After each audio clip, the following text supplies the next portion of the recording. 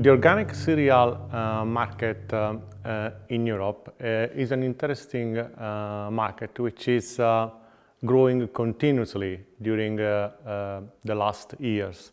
Actually, if we look at statistics from Eurostat or FAO, the EU 28 is probably the biggest producer of organic cereals in the world. Actually, half of the production comes from the European Union, and the European Union is the main supplier for common wheat and spelta, for barley, for other cereals, maize and corn, durum wheat, but also minor cereals, okay, like rice and durum wheat. If we reflect more on this data, we can say that unfortunately, okay, the organic cereal market only accounts for less than 1% of the total organic cereal production. So essentially, okay, the market is not so developed. It's still a niche market, or we have small markets for cereal products. So this data should invite us to reflect on the reasons that we have this kind of pattern. Okay, of course, you know, this is caused by problems that we have on the supply and demand side. Okay, because there are barriers to switch from conventional to organic farming. Okay, they face technical barriers, okay, economic barriers, high transaction costs, okay, because they produce small quantity but also heterogeneous product. Okay, and on the other side, on the demand side, because we have this kind of problem, okay, on the supply side, okay, consumers must pay high prices for these products, and many consumers cannot afford these products. So should we reflect more on how to invest on these agroecological food systems, okay, or agroecological cereal systems?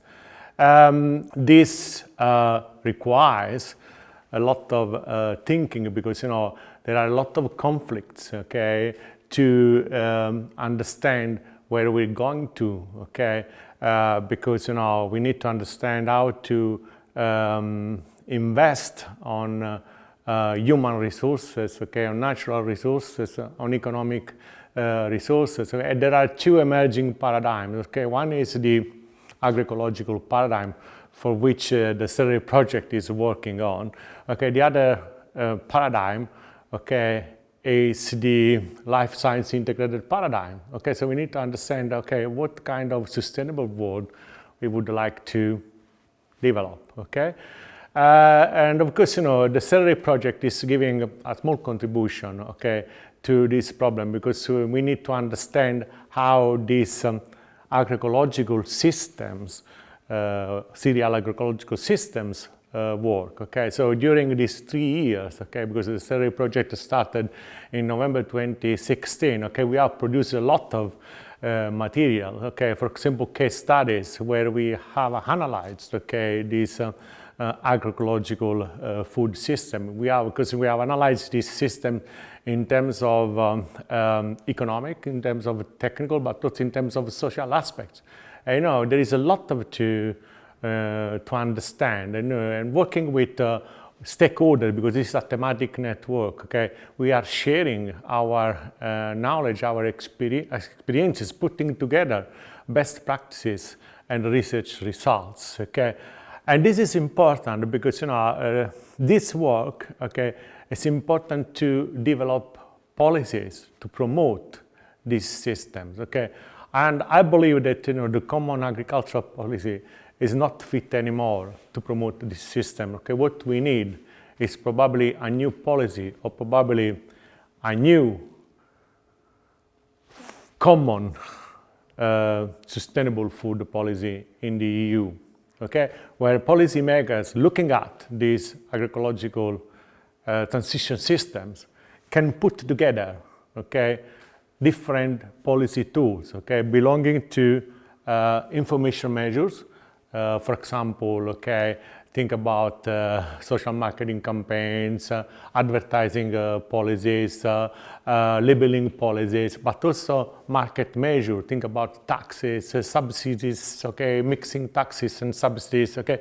So we need to think how to use these policies, but to solve at the same problem, the health of the citizens and the health of the environment. No longer we can think just about the health of the citizens or the health of the environment, but these policies must be put together to solve these two problems at the same time if we want to have a better world for us and for future generations.